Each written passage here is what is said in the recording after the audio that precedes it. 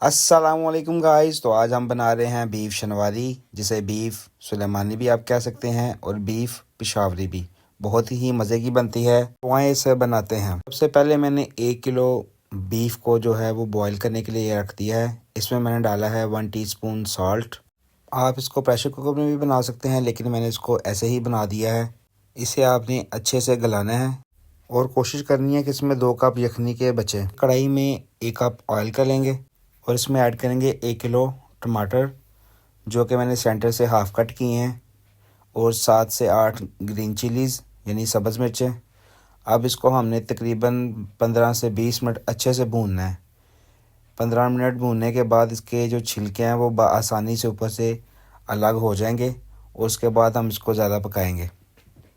तो ये तकरीबन इसको 15 से 16 मिनट हो गए हैं पकते को, और उम्मीद है अब इसके छिलके आसानी से उतर जाएंगे।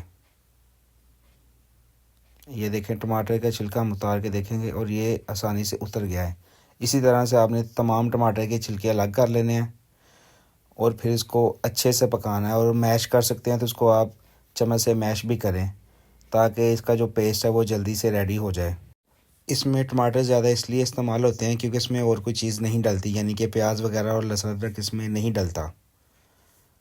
तो पेस्ट रेडी हो गया। इसमें हम ऐड करेंगे अपना उबला हुआ गोश्त और इसको फिर से पकाएंगे अच्छे तरीके से। जब आपने गोश्त ऐड कर देना है तो फिर इसको आपने थोड़ी तेज़ आंच पे पकाना है, ताकि गोश्त आपका ओवर कुक नहीं हो जाए। और इसको ज़रा सलीके से आपने हिलाना है ताकि गोश्त हड्डियों से अलग नहीं हो। अब इसमें ऐड करेंगे हम 1.5 कप दही का, और फिर इसको हमने दोबारा से पकाना है तेज़ आंच पे थोड़ा सा। ये तकरीबन 5 से 8 मिनट में क्लियर हो जाएगा। अब इसमें ऐड करेंगे 1 टेबल स्पून ब्लैक पेपर यानी काली मिर्च और हाफ़ टी स्पून नमक। नमक हम 1 टीस्पून पहले इस्तेमाल कर चुके हैं। अब इसको हम अच्छे से मिक्स करेंगे और थोड़ी स्लो आंच पे पकाएंगे। आप देख सकते हैं कि जो गोश्त है उसने ऑयल जो है अच्छे से रिलीज़ कर दिया है।